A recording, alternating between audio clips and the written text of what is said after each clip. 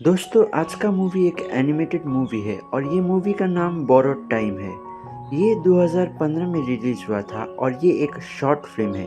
दोस्तों मूवी में जाने से पहले चैनल को लाइक, सब्सक्राइब और बेल बटन को प्रेस करना मत भूलिएगा। मूवी का शुरुआत में हमें एक पहाड़ी इलाका दिखाया जाता है जहाँ पे एक इंसान खड़ा था और वो एक शेरिफ था, मतलब कि वेस्टर्न कंट्रीज में एक पुलिस ऑफिसर। वो आदमी बहुत दुखी था और वो कुछ सोच रहा था।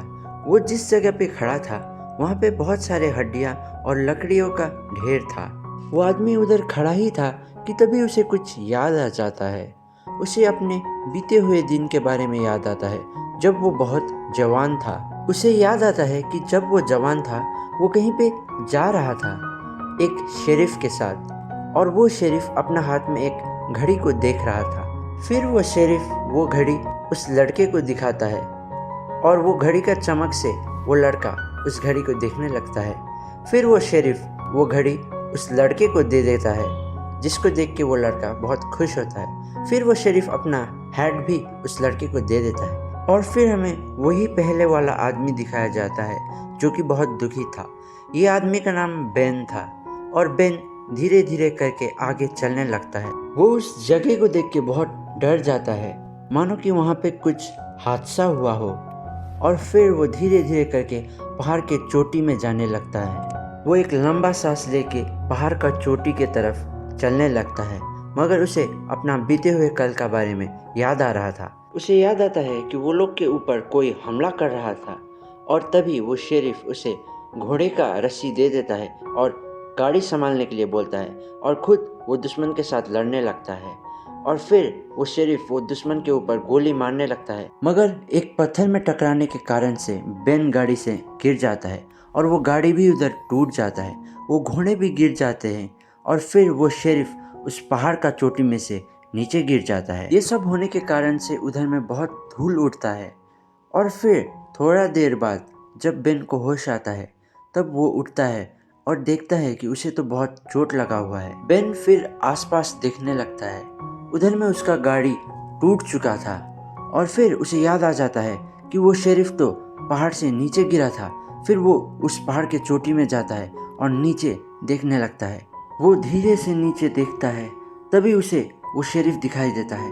वो शेरिफ अभी भी मरा नहीं था, लेकिन वो पहाड़ी में अटक गया था और ऊपर नहीं आ सकता था। बेन अपना हाथ देकर वो शेरिफ को खींचने का कोशिश करता है, मगर उसका हाथ पहुंचता ही नहीं है, बस उसका उंगली पहुंचता है, लेकिन वो उसे खींचने के लिए काफी नहीं था। नीचे बहुत गहरा खाई था और उधर में से गिरना मतलब उसका मौत निश्चित था। फिर वो शेरिफ अपना बंदूक को निकालता है और फिर बेन को दे देता है, जिसको पकड़ के बेन वो शेरिफ को ऊपर खींचने लगता है और ये आइडिया काम करता है और धीरे धीरे करके शेरिफ ऊपर आने लगता है। लेकिन शेरिफ बहुत भारी होता है, जिसका वजह से बेन का हाथ फिसलने लगता है और गलती से बंदूक का ट्रिगर दबा देता है, जिसका वजह से शेरिफ तो मर जाता है, मगर उसका घड़ी वही जमीन पे गिर जाता है।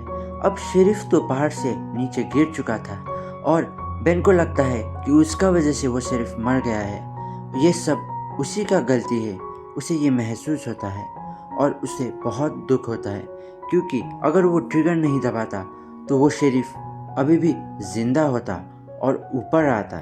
अब हमें फिर बेन दिखाया जाता है जो कि बूढ़ा हो चुका था और वो चलते चलते वही पहाड़ के चोटी में पहुंच जाता है। वो फिर उधर में बैठ के वो पहाड़ का चोटी में से नीचे देखने लगता है। असल में बेन इधर में खुदकुशी करने के लिए आया था, क्योंकि उसे लगता था कि ये सब उसका गलती है और उसका वजह से ये सब हुआ है। बेन अब जीना नहीं चाहता था, इसीलिए वो मरने के लिए तैयार होता है और अपना आँख बंद कर लेता है। वो नीचे कूदने ही वाला होता है कि तभी उसका आँख में कुछ चमकता है। वो अपना आँख खोलता है और नीचे देखता है। उधर में शेरिफ का घड़ी गिरा हुआ था, जो कि बहुत सालों से उधर में ही था, लेकिन बेन का पाँव फिसल जाता है और वो नीचे गिरने लगता है। बेन अपना बॉडी को संभालता है और फिर जैसे तैसे करके पहाड़ का ऊपर में आ जाता है और वो बच जाता है। ऊपर आने के बाद बेन उस घड़ी को देखता है। उस घड़ी के ऊपर बहुत सारे पत्थर लगे हुए थे। फिर बेन उस पत्थर को हटाकर उस घड़ी को अपने हाथ में ले लेता है।